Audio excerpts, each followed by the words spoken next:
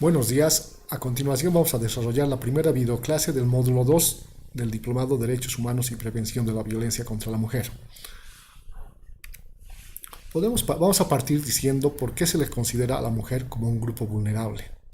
Si bien existen instrumentos internacionales de derechos humanos que reconocen derechos fundamentales de forma igualitaria para hombres y mujeres, al igual que en el sistema regional se reconoce de forma indistinta los derechos de hombres y mujeres, sin embargo, existen situaciones que muestran una debilidad de estos instrumentos o en la práctica la protección estatal no es tal, ya que los derechos humanos de las mujeres se ven vulnerados y menoscabados. Estos hechos inciden, por ejemplo, en la limitada presencia de mujeres en puestos de toma de decisiones. A nivel global se percibe que muy pocas mujeres participan de los órganos de gobierno o están en cargos de poder. También se perciben altos índices de violencia contra la mujer a nivel del Estado.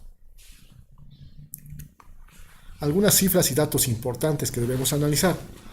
Conductas en África y América Latina, por ejemplo, persisten aún conductas socioculturales, estereotipos y prácticas discriminatorias basadas en la idea de la inferioridad de la mujer respecto al hombre. Asignación de determinados roles en la familia y en la sociedad, lo que influye en la discriminación de la mujer, en el menoscabo, en el menosprecio y en la inferioridad de la mujer respecto al hombre. Esto se percibe de alguna forma en que la mayoría de la población pobre del mundo es de género femenino. La mayoría de la población analfabeta corresponde a mujeres. Las mujeres, por su parte, a más horas de trabajo, tienen una percepción salarial de 30% menos respecto a los hombres. Únicamente entre el 10 y el 20% de mujeres están en puestos de toma de decisiones a nivel global. Continuamos con algunas cifras y datos importantes. Al menos una de cada 3 mujeres en el mundo ha padecido a lo largo de su vida violencia o algún acto de violencia, solo por el hecho de ser mujer. Los organismos internacionales señalan que la violencia es la primera causa de muerte o invalidez para las mujeres entre 15 y 44 años. La violencia contra las mujeres no es exclusiva de ningún sistema político, económico, cultural, religioso. Se dan en todas las sociedades sin distinción de posición económica, raza, cultura, credo o pertenencia social. En Bolivia, por ejemplo, podemos decir que las mujeres más pobres son campesinas o provenientes de pueblos indígenas y comunidades campesinas. Existe discriminación y subordinación de la mujer frente al hombre. Datos de ONU Mujeres reflejan que 7 de cada 10 mujeres mayores a 15 años han sufrido algún tipo de violencia a lo largo de su vida. El 93% de los delitos de violencia son contra la mujer y se cometen dentro del hogar. Esta cifra es reflejada por estadísticas provenientes de la FELCB de la ciudad de La Paz. Vamos a ver algunos antecedentes históricos de reconocimiento de derechos de las mujeres. En 1971 se redacta y se presenta ante la Asamblea Nacional Francesa la Declaración de los Derechos de la Mujer y la Ciudadana. No olvidemos que un par de años antes, con la Revolución Francesa, se produjo la proclamación de la Declaración de los Derechos del Hombre y del Ciudadano. Es así que una mujer, Olympia de Gouges, viendo que es discriminada en el nuevo ámbito de poder de Francia, elabora y proclama su propia declaración, la Declaración de los Derechos de la Mujer y la Ciudadana, donde se considera a los derechos de la mujer. Habiendo dicho ella también que si nosotras como mujeres hemos salido también, al igual que los hombres, a pelear por los derechos y por la reivindicación de los derechos de la ciudadanía, armadas de palos y piedras. Sin embargo, no se nos ha considerado en la Declaración de los Derechos del Hombre y del Ciudadano. Por eso, Olympia de Gouges proclama su Declaración de los Derechos de la Mujer y la Ciudadana. Ya en 1857, en Nueva York, se reclaman por los derechos del trabajo.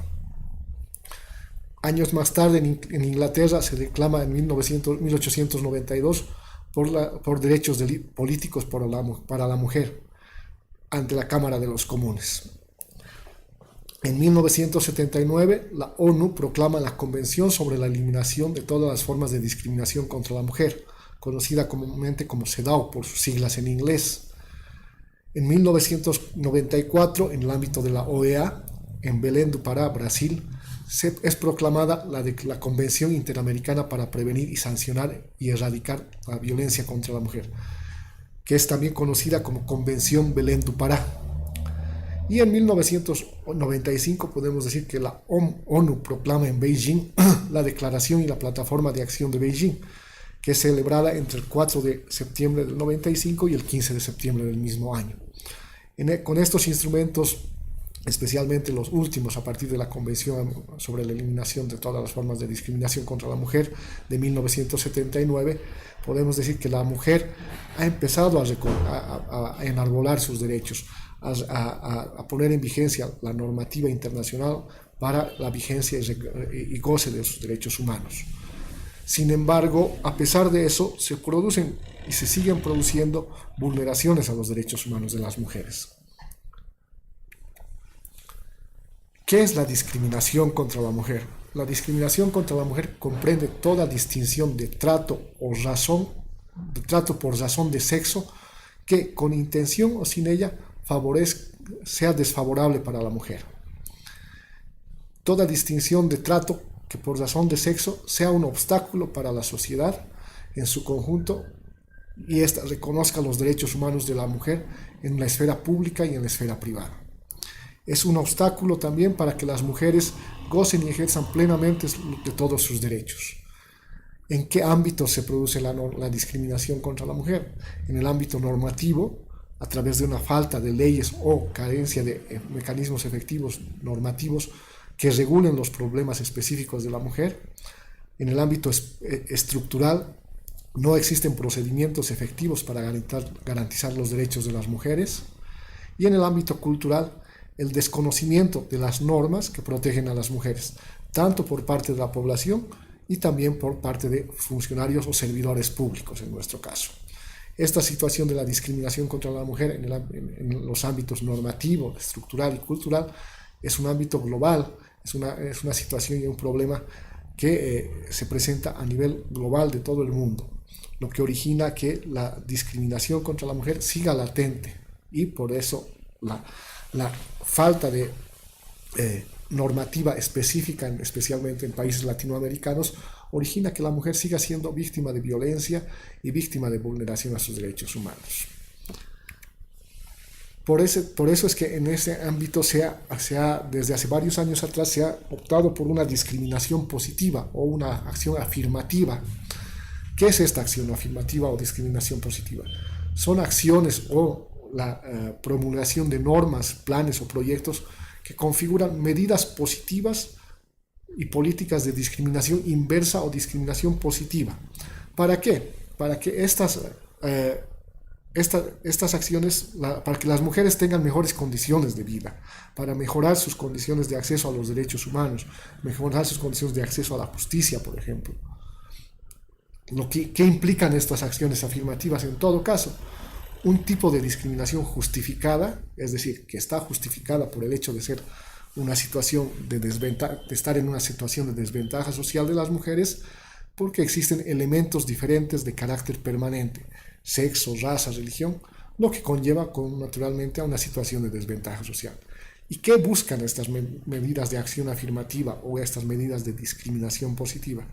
Acciones de integración igualitaria y el equilibrio social por una parte, y atenuar los efectos de la desigualdad que determina una situación de desventaja por otra parte.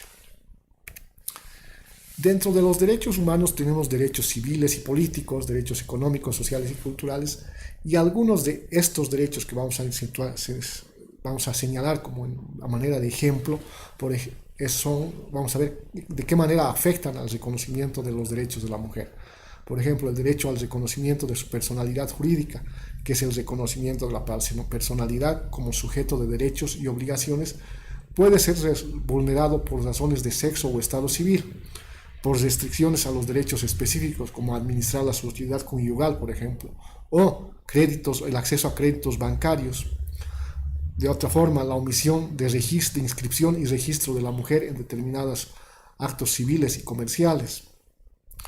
Otro ejemplo, el derecho a la vida, que es a una vida libre de violencia, una vida digna, puede ser vulnerado ¿de qué manera? Por un aborto selectivo, por el infanticidio en razones de género, por una privación arbitraria a la vida, o lo que se conoce como crímenes de honor.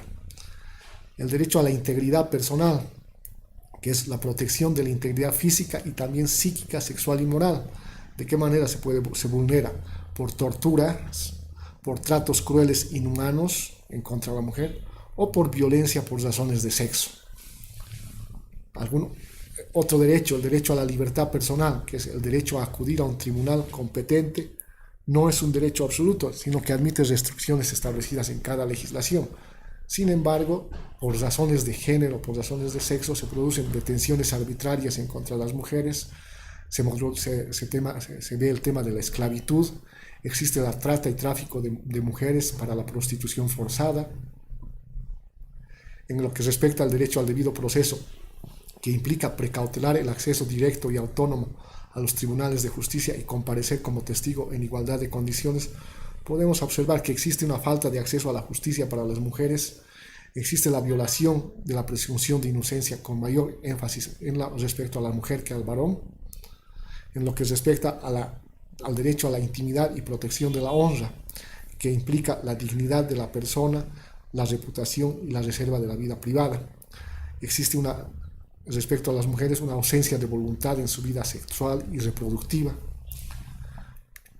En lo que respecta a algunos derechos económicos, sociales y culturales, por ejemplo, el derecho a la salud, que implica un estado físico y mental saludable, no únicamente la ausencia de alguna enfermedad o dolencia. En este ámbito existen limitaciones para el acceso de las mujeres a los servicios de salud. En lo que respecta a los derechos sexuales, que es el derecho de gozar de una vida sexual libre y sin violencia, tener control de la sexualidad, incluida la salud reproductiva. La vulneración de derechos contra la mujer se produce por una discriminación en razón de la orientación sexual, por una falta de acceso a una adecuada salud reproductiva, por una falta de prevención de enfermedades de transmisión sexual. Algunos de estos ejemplos vamos a verlos con más detenimiento y más detalle a lo largo del módulo siguiente. Otro derecho social, por ejemplo, los derechos reproductivos. Si bien estos derechos aún no han sido reconocidos en instrumentos internacionales de carácter vinculante, aún ya se ha tratado en diferentes ámbitos y conferencias a nivel mundial. Por ejemplo, la plataforma de Beijing, la plataforma de acción de Beijing de 1995, establece relaciones igualitarias entre hombres y mujeres respecto a las relaciones sexuales y la reproducción, respeto a la integridad de la persona, consentimiento recíproco, voluntad de asumir conjuntamente la responsabilidad por las consecuencias, disponer de información y decidir libremente el número y momento de los hijos. Empero, se siguen produciendo vulneraciones a estos derechos reproductivos, tales como abortos como método de control de la natalidad, un aborto criminalizado, donde se criminaliza el aborto, o esterilizaciones forzadas a lo largo de situaciones que se han atravesado en algunos países. Muchas gracias. Eso es todo para la videoclase número 1.